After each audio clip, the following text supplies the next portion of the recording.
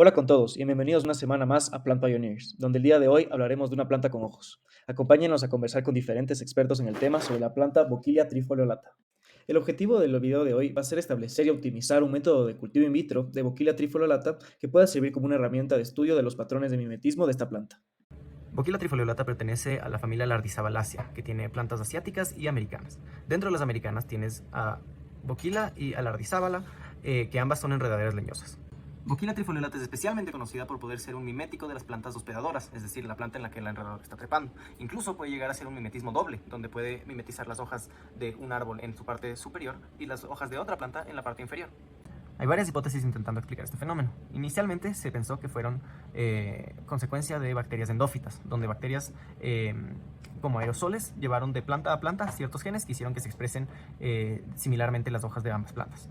Igualmente se ha pensado que es un tipo de comunicación entre Bocchilla trifoliolata y la otra planta, donde por medio de vías alelopáticas, fitohormonas cambian la manera en la que se expresan las hojas. Sin embargo, en un nuevo estudio donde se encuentra que Bocchilla trifoliolata igualmente puede hacer mimetismo de plantas artificiales, la hipótesis más apoyada es que tienen algún tipo de ocelos. Este estudio es importante debido al que al entender la manera en la que Bocchilla trifoliolata tiene esta percepción del mundo, se puede entender de mejor manera cómo las plantas interactúan con el medio ambiente, sea por ocelos, por estos genes transferidos o por alelopatía. Todas estas ayudan a comprender las interacciones que tienen estas plantas con sus ambientes y se pueden aplicar a otros lugares.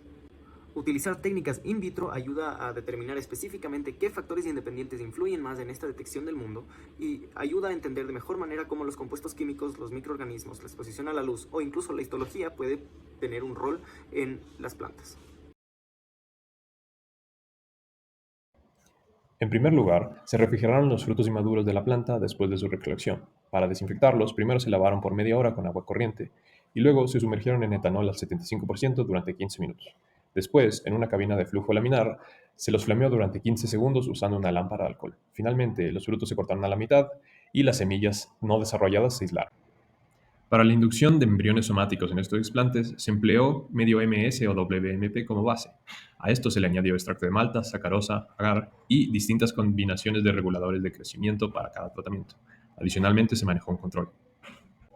Posteriormente, para la proliferación y maduración de los embriones, se empleó medio WMP, al cual se le añadiría sacarosa, agar y se limitó al uso de un solo regulador de crecimiento, en este caso la benzilaminopurina.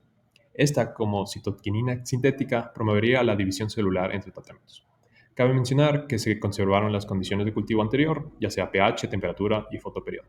Adicionalmente, se realizó un subcultivo mensual donde se cortaba el tejido necrosado.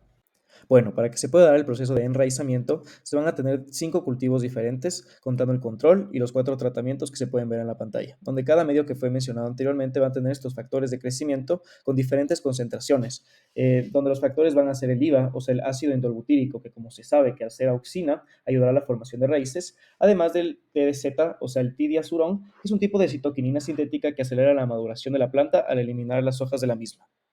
Para que se dé una buena aclimatación se tiene que esperar a que el cultivo tenga raíces bien desarrolladas. Después se tomará la planta cultivada y se la lavará con agua y será posteriormente trasplantada a vasos con plásticos con tierra, que tendrán un vaso sobre ellos para poder controlar la humedad. Estos tendrán un control sobre la exposición a la luz y la oscuridad, con un poco más de horas de luz. Después de un poco más de 2 semanas se trasladarán estas plantas a un invernadero con tierra.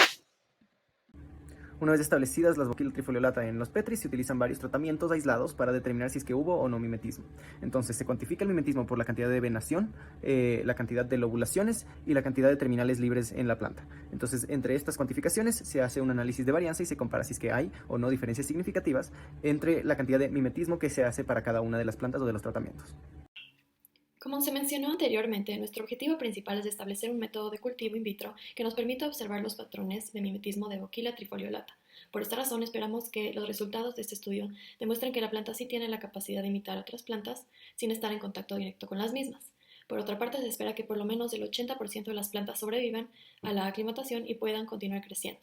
Finalmente, este estudio nos proporcionará el tratamiento que resulte mejor para este tipo de planta y que le permita crecer de manera óptima. Este tratamiento ayudará a futuros estudios y experimentos con B. trifoliolata para mejorar la comprensión de las capacidades sensoriales de esta planta. Bueno, para concluir, es importante mencionar que este método de cultivo in vitro nos permitirá comprobar en un ambiente más controlado qué tipo de mimetismo realiza la planta, sea por ocelos, genes transferidos, alelopatía u otro mecanismo que se desconoce. Espero que todos en casa estén atentos al canal para ver este fascinante proceso al que nos vamos a adentrar.